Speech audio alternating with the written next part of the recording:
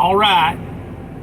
I know what all y'all gonna think about this next thing I'm gonna share. You're gonna say, well, Bill, you're making a mountain out of a molehill. That's all right. That's all right. I think it bears talking about, though, a little bit. But I was thinking about the gospel this morning. That's not the mountain molehill thing. But again, I was thinking about the gospel this morning, and it is something to be preached, something to be declared. You know, the gospel is so precious that anyone that preaches a distorted or different or changed, altered gospel, according to what it says in the scriptures, that person is cursed, damned. That's pretty serious. So this right here is what y'all gonna think I'm making a mountain out of a molehill, but I think it's a mountain. I do. I think it's a mountain. But have you ever heard the statement, preach the gospel all the time, or I'm gonna try to get it right. Preach the gospel at all times. That's it. And if necessary, use words. Y'all ever heard that? I believe you have. I have. And I used to like it. I used to like that clever saying, you know. And, you know, we saw it on plaques and signs and t-shirts and billboards, you know, bumper stickers, things like that. And this is a clever statement. But here's the problem that I have with it. See if you agree. But, you know, what I think is it sows a seed into the heart of the people that is just hard to eradicate. It's hard to uproot that once it takes hold. And I think it's undermining, destructive, and unacceptable. Well, undermining what? Well, destructive of what? You know? Well, I think it's a seed leading to disobedience to the command of the Master, which was go into all the world and preach the gospel. Do you know what preach means? It means to declare, to proclaim. Out your mouth. It basically lets you off the hook if you don't want to say anything. The gospel is His message. It is His truth that must be communicated with words. The gospel is the most powerful reality in the world.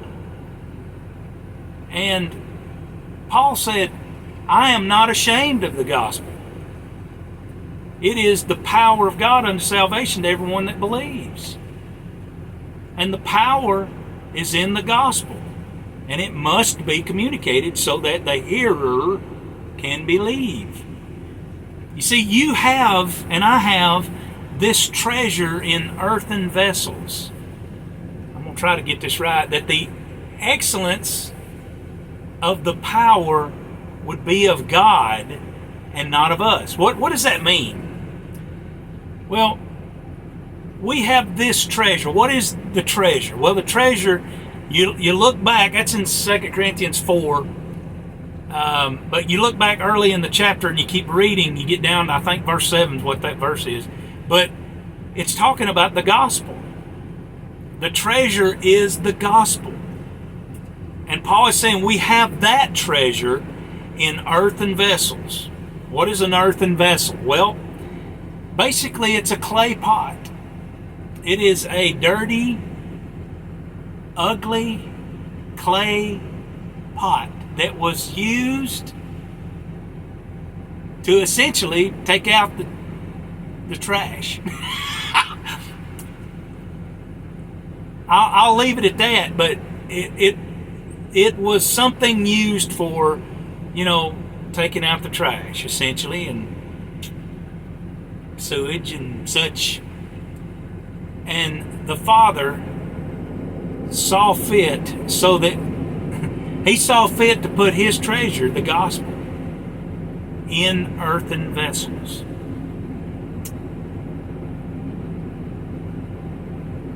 Can you think about, can you see the picture? Yes, you are dirty. Yes, you are, I don't want to call you ugly, but you're an earthen vessel. And you may be broken. And you may be dirty. You may be all these things. But that's what he chose to share the gospel through. Paul said, I'm not ashamed of that. 1 Corinthians 1:17, Paul said something like, Christ didn't send me to baptize you, but to preach the gospel. Not in cleverness of speech. Not in cleverness of speech. Why? So that the cross of Christ would not be made void. We don't want to void the cross and the gospel, do we? We don't want that.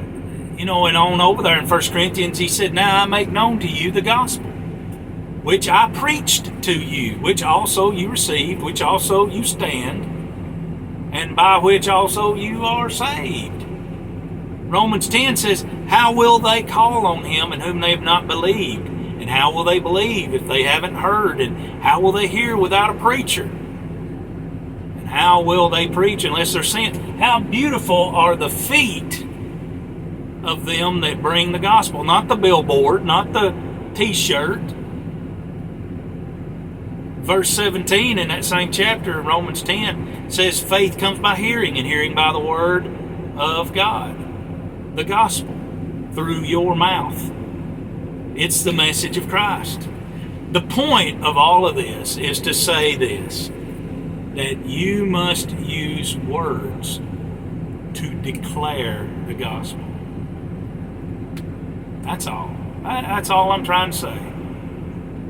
And it's all of our responsibility, all of us that are his. So take it all with a grain of salt.